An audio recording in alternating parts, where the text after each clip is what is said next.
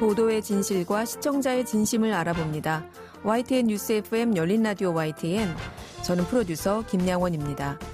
이번 주는 윤석열 대통령의 취임식이 있었죠.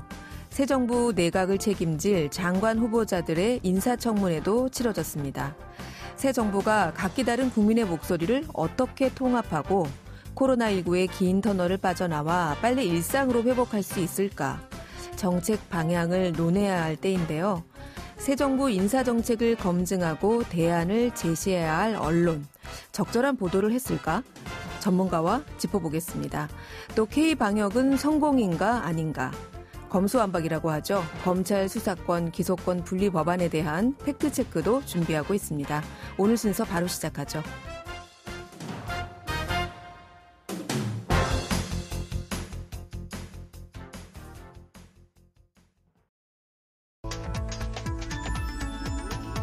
미디어가 전하는 이슈에 대한 다양한 분석과 팩트체크까지 바로 보고 뒤집어 보고 꼭꼭 씹어보기 위한 미디어 비평 프로그램 열린 라디오 YTN. 네, 한 주간 뉴스를 꼭꼭 씹어보는 시간 미디어 비평입니다. 오늘은 송경재 상지대 사회적 경제학과 교수 전화 연결돼 있습니다. 교수님 안녕하세요. 네, 송경재입니다. 안녕하세요. 네. 자, 윤석열 대통령 취임과 인사청문 전국이 일단락이 되면서 큰 정치 이벤트 하나가 지나간 한 주였습니다. 오늘은 이번 주 이 관련한 보도들 어땠는지 좀 짚어볼까요? 네. 윤석열 대통령이 취임하면서 이제 내각 구성이 마무리 단계에 들어가고 있습니다. 역시 이제 가장 중요한 절차가 이제 국회 인사청문회인데요. 이에 언론들도 그 장관 후보자들에 대한 인사검증을 본격적으로 진행하고 있습니다. 언론사마다 학력이나 부동산, 자녀 관련 의혹 등 다양한 검증 논제를 다루고 있고요. 인사청문 후보자의 정책 능력과 공직자 자질을 분석한 기사가 늘어나고 있습니다. 네. 그런데 일부 언론에서는 그 장관 후보자의 검증과는 좀 무관한 보도가 나오고 있다는 비판이 있습니다. 네. 특히 언론사가 보도한 것은 그 후보자 옷차림인데요. 자세하게 짚어보면 윤석열 대통령이 검사일 때부터 최측근이었던 한동훈 법무부 장관 후보자에 대한 보도를 말합니다. 한 후보자의 옷차림에 대해서 일부 언론이 과도한 의미를 부여하며 이미지 정치를 주도하고 있다는 겁니다. 네. 이에 대해서 시민단체인 민주언론 시민연합은 지난 5월 4일 오마이뉴스에 게재된 모니터 보고서 조선일보가 쏘아 올린 한동훈 패션 온라인 기사 40건에서 비판했는데요. 네.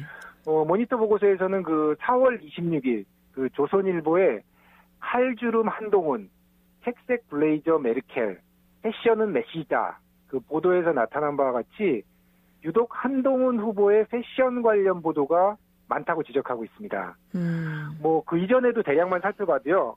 4월 15일은 서울경제가 손 덜덜 한숨, 한동훈 행동서 패션까지 화제. 4월 15일 조선비즈는 모델 포즈, 비주얼 깡패, 한동훈 향해 쏟아지는 관심 등이 이어졌습니다. 특히 그 조선미디어 그룹에서 유사 보도가 계속 나왔는데요. 그 민원연 모니터에 따르면 월간조선, 여성조선이 낸 기사까지 포함하면 조선미디어 그룹에서 나온 한동훈 후보자 옷차림 기사가 총 7건에 달한다고 합니다. 청문 전국이니까 장관 후보자에 대한 인사검증 관련 보도가 쏟아지는 거는 마땅한 일인데요. 유독 이 한동훈 법무부 장관 후보자에게 집중되는 패션 보도, 그렇게 이목이 집중될 정도인가? 이런 생각이 저는 드는데요. 네.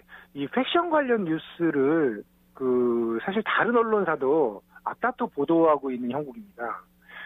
후속 보도들 중에서도 이걸 뉴스화하는 게 중요한가? 라는 의문이 들 정도로 보도가 상당히 있어요. 네. 바로 4월 24일자 일요신문에 한동훈의 패션은 성공한 X세대의 PANTS를 표현한다. 라는 보도인데요. 저도 잘 몰라가지고 찾아봤는데, 네. 그 한동훈 후보자 패션을 주제로 이미지 평론가 인터뷰를 했어요. 예. 여기서 P가 이제 퍼스널, A는 어뮤지먼트, N은 내추럴, 이런 거의 약자라는 거죠. 네. 기사에 등장한 이미지 평론가가 한동훈 후보자 슈트를 두고서 공직자의 서비스 정신을 어필하는 데 최적, 스카프를 두고서 패션 소품에 남녀 구분을 두지 않는 자유로운 사상의 소유자라고 평가했거든요. 옷을 보고 공직자 서비스 정신이나 자유로운 사상의 소유자라고 평가하기는 물론 이해는 됩니다만 성급한 감이 있다는 생각입니다. 한마디로 옷 잘 입는다. 이런 거잖아요. 패션 감각이 그렇죠. 뛰어나다. 네. 그런데 좀 칭송이 과하다. 이런 생각도 드네요. 대표적으로 또 4월 15일자 머니투데이에 한동훈 안경 어디 거, 모델 포스, 남다른 패션 또 화제. 이 보도에서는요, 한동훈은 외모, 업적, 언변, 패션 센스 등 모든 영역에서 부족함이 없다. 일반적인 검사의 패션이 아닌 것 같다. 헤어 패션 스타일을 잘 갖고서 너무 보기 좋다. 이런 의견이 게시된 그 커뮤니티 게시판을 캡처했거든요. 네. 이에 대해서 사실은 공적 관심사로 보기 어려운 내용까지 기사로 옮기면서 이 장관 후보자를 가십 대상으로 만든 거죠. 네. 장관 후보자를 모델 포스라든가 비주얼 깡패, 완판남 이런 수식어로 포장하는 게 과연 공직자 인사 검증에 포함되는지 의문이고요. 이에 대해서 민원연은 모니터 보고서에서 그 정치인의 포장된 이미지를 벗겨야 할 언론이 오히려 과대 포장에 앞장서고 있는 꼴이다. 그리고 이미지 정치를 벗겨내야 할 언론이 지면에 싣지 못하는 그 질 낮은 온라인 기사를 포털에 전송해서 클릭수를 높이는데 몰두하는 사이 언론에 대한 신뢰도가 낮아지고 있다라고 이제 현실을 지적했습니다. 네. 아니 이 역시 언론들의 클릭수 전쟁이다. 그러면은 차라리 저는 낫지 않나 이런 생각은 좀 드는데 이 전해주신 한동훈 장관 후보자의 그 패션 관련한 언론 반응은 우리가 지난주 인사청문회에서 봤던 그 날선 분위기와는 좀 다른 것으로 보입니다. 네네. 네, 비슷한 사례로 이 윤석열 대통령 부인이죠. 김건희 여사의 패션 보도도 여러모로 화제가 되고 있지 않았습니까?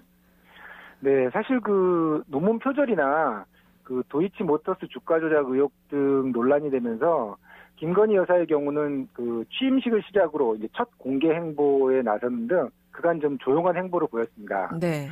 이런 가운데 이제 지난 부처님 모신 날을 맞아서 몇몇 사찰을 방문한 사진이 공개됐는데요. 네, 그랬죠. 이게 언론에 이제 언급이 됐어요. 네. 5월 3일 중앙일보가 사찰 방문한 김건희 치마 54,000원짜리 쇼핑몰 오셨다. 이걸 시작으로 해서 국민일보가 김건희 치마 5만 원대 쇼핑몰 옷, 또 이목 쏠린 패션. MBN은 부인사 방문한 김건희 패션 5만 원대 쇼핑몰 치마. 그래서 5월 3일하고 4일에만 그 주요 언론사가 20여 건의 뉴스가 이게 보도됐어요. 네. 이를 인용한 뉴스까지 합하면 아마 그 숫자는 더 늘어날 겁니다. 네. 이제 대통령 부인도 이게 완판녀 대열에 올라선 거냐, 이런 보도도 있던데. 그런데 이 한동훈 장관 후보자도 그렇고 김건희 여사도 그렇고 이게 누군가 어쨌든 이게 촬영을 했으니까 보도가 됐을 텐데요. 이게 당사자들이 이렇게 제공한 거는 아니잖아요.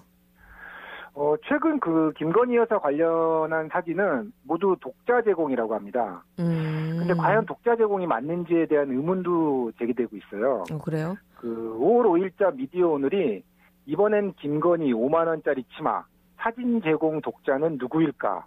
그 보도에서 대통령 당선자는 물론 배우자와 직계 좀비속까지 사실은 국가 원수급이거든요. 예. 그래서 그 경호와 의존을 받게 되는데 그 대통령직 인수위원회 측과 관련 없는 독자가 그 사진을 제공할 수 없을 거라는 그 의심을 낳는다는 거죠. 네. 중앙일보에서도 소박한 치마 사진 기사도 그 출처뿐만 아니라 육안으로도 좀 구별이 불가능한 치마의 판매처까지 명확하게 적고 있다는 점에서 좀 의심을 더하고 있습니다. 네. 실제 지난 4월 4일이었죠. 그 김건희 여사가 그 경찰견하고 같이 찍은 사진입니다. 네, 네. 요게 이제 독자 사진 제공이라고 했는데 이게 나중에 알고 보니까 이제 인수위원회 측이 제공했다는 사실이 밝혀졌거든요. 사실 김건희 여사의 사진을 여사 본인이나 인수위에서 제공했다고 하면 큰 문제가 없죠. 네. 굳이 독자 제공이라는 방법을 통해서 친근한 이미지를 좀 가공하려 한 것이 아니냐 하는 의심이 좀 제기되고 있습니다. 근데 이것도 문제입니다만 역시 더 큰 문제는 언론인 것 같아요. 네. 언론사에서 과연 이 사진을 보고 모르고 기사를 냈을까요? 최소한 최초 보도자는 그 사진이 독자 제공이 아니란 것을 알고 있지 않았느냐, 이런 합리적인 의심이 좀 듭니다. 네. 이런 이미지 정치에 이용당하고 또 인터넷 커뮤니티 게시글을 그대로 올리는 부분은 언론 스스로 반성하고 좀 자성해야 할 일입니다. 네. 심지어 언론사들은 그 네이버 포털 언론사 편집 화면에 사진과 뉴스를 전면에 아직도 걸어두고 있어요. 네. 참 안타까운 일입니다. 네. 대통령 부인이나 장관 후보자의 이미지를 언론이 애써 포장해 주려는 건 아니냐. 예, 교수님 이런 지적을 좀 해주시는 것 같아요. 자, 그런가 하면 지난주에 배우 강수연 씨가 갑작스럽게 사망했죠. 이 소식이 전해지면서 영화계를 포함해서 많은 국민들이 애도를 표했는데요. 이 과정에서 특정 포털에 대한 문제 제기가 나왔다고요?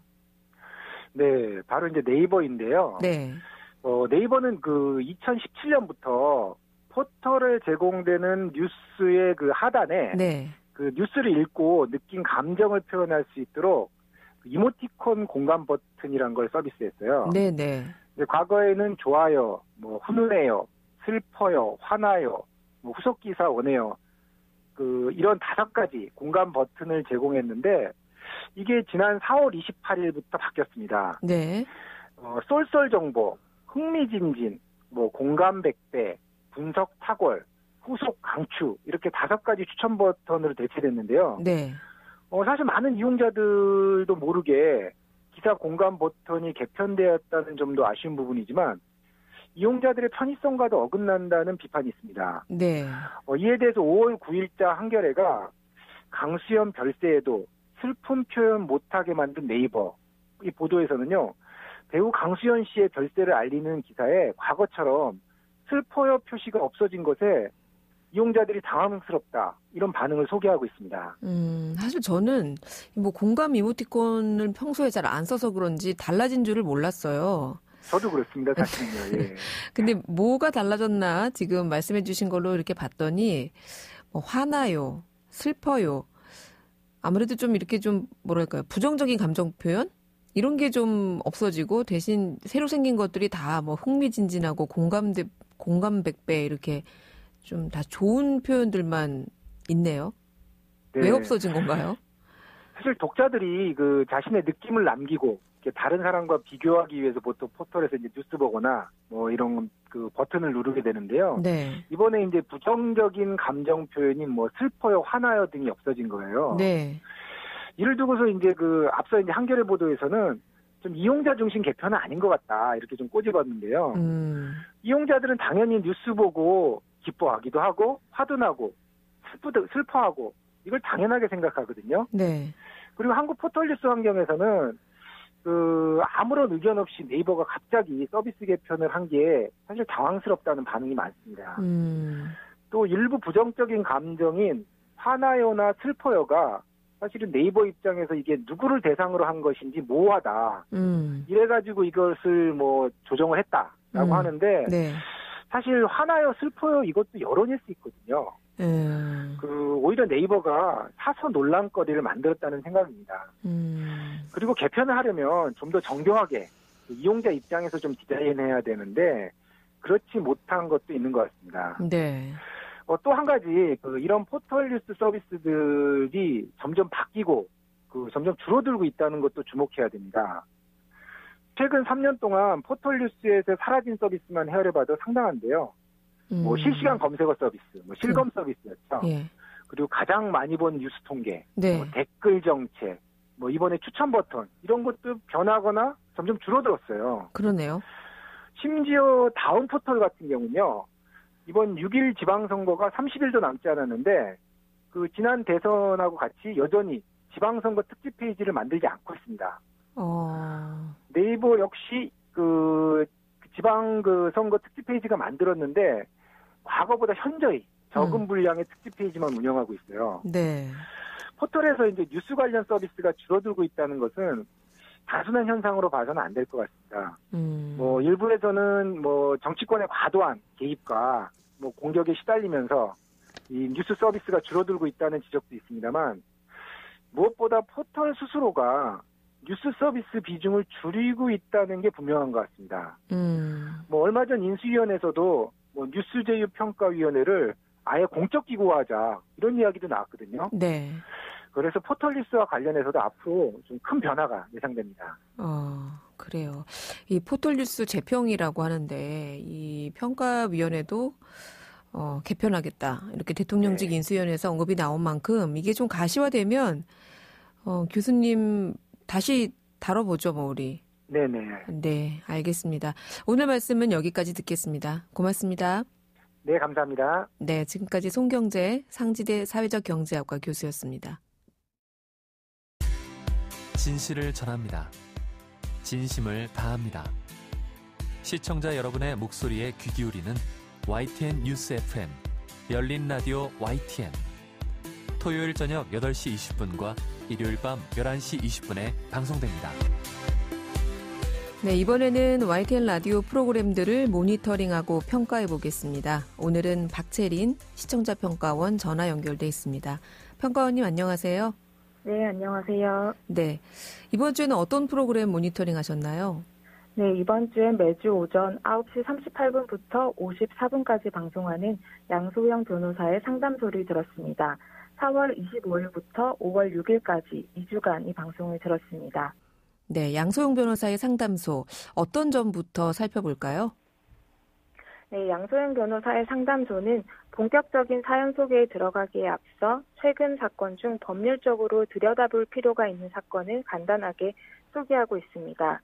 4월 25일 방송에선 30대 양부모가 뇌출혈 증상을 보이는 3살 입양아를 방치해 죽음에 이르게 한 사건을 전했는데요.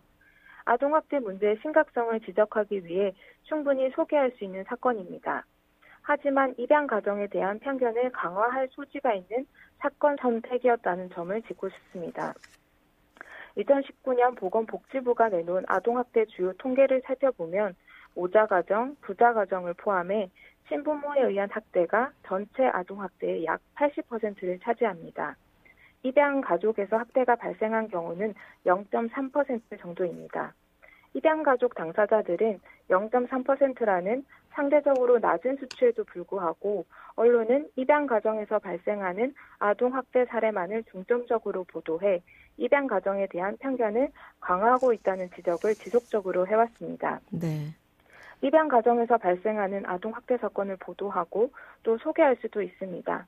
다만 지금까지 발생한 80%의 아동학대 사건이 있을 텐데 왜 하필 0.3%에 속한 입양 가정의 학대 사례를 가져온 것인지 그 이유를 오프닝 멘트에서는 확인할 수 없었는데요. 입양 가정에서 발생한 학대 사건이 좀 더 자극적으로 소비되거나 눈길을 끌 수 있기 때문에 이 사건을 택한 건 아닌지 의심이 들기도 했습니다. 친자식 생일을 축하해주기 위해 입양아를 방치한 채 여행을 떠났다는 설명도 덧붙였는데요. 듣는 사람 입장에선 친아들, 입양아라는 점에 눈길이 갈 수밖에 없습니다. 2020년 발생한 정인이 사건 때도 아동학대보다 입양가정이라는 가족 형태가 부각돼 입양 가족이 잠재적으로 아동을 학대할 수 있다는 낙인 효과가 강화됐다는 지적이 있었습니다. 양담소는 아동학대의 심각성을 강조하려던 것이겠지만 소수 사례인 입양 가정에서의 학대 사건을 구체적으로 소개하면서 입양 가정에 대한 편견을 강화했을 수 있습니다. 사회적 소수자에 관한 사건은 소개할 때 특히 더 숙고할 필요가 있습니다. 네, 입양 가정에 대한 편견이 심화될 수 있었던 방송 내용에 대해서 지적해 주셨네요. 다른 모니터링 내용도 있을까요? 네, 양소영 변호사의 상담소를 들을 때마다 늘 느끼는 문제점인데요. 바로 대부분의 사연이 이혼에만 쏠려 있다는 점입니다. 휴일이었던 5월 5일을 제외한 9차례 방송에서 총 9개 사연이 소개됐습니다. 여기서 3번을 제외한 6번이 모두 이혼이나 불륜 등에 관한 상담이었습니다. 일터나 일상생활에서 다양한 갈등이 발생하고 그만큼 시민들이 법률 지원을 받고 싶어하는 분야도 다양할 수밖에 없습니다. 그런데도 절반이 넘는 사연이 불륜, 이혼에만 쏠려 있었습니다. 나머지 3개는 보이스피싱, 유언장 효력 등에 관한 사연이었습니다. 이외에도 추가로 하나 더 지적을 하자면 보이스피싱 예방법을 다룬 5월 3일 방송은 상담을 해주겠다는 양담소의 애초 취지에 어긋나는 내용이었다는 점도 짚어야 할 것 같습니다. 상담 내용은 없이 변호사가 보이스피싱 예방법을 나열하는 방식으로 진행했습니다. 또한 카드 등 인터넷 뱅킹 번호를 타인에게 알려주지 말 것 등과 같이 그 내용도 새로울 게 없었습니다. 네, 상담 내용도 좀 다양했으면 좋겠다라는 지적이십니다. 오늘은 양서영 변호사의 상담소 이 프로그램에 대한 시청자 평가원의 의견 들어봤습니다. 오늘 말씀 고맙습니다. 네, 감사합니다. 네, 지금까지 박채린 시청자 평가원이었습니다.